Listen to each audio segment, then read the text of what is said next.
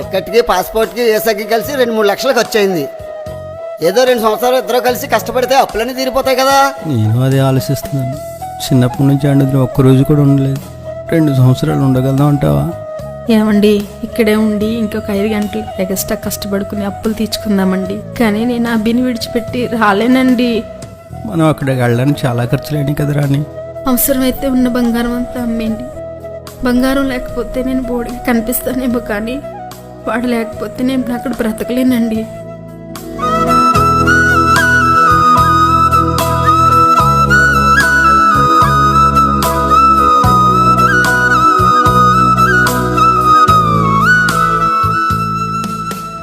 Thanks అన్న. ప్రాణం ఇచ్చిన దేవుణ్ణి, ప్రేమించిన తల్లిదండ్రుల్ని గుర్తు చేసినందుకు.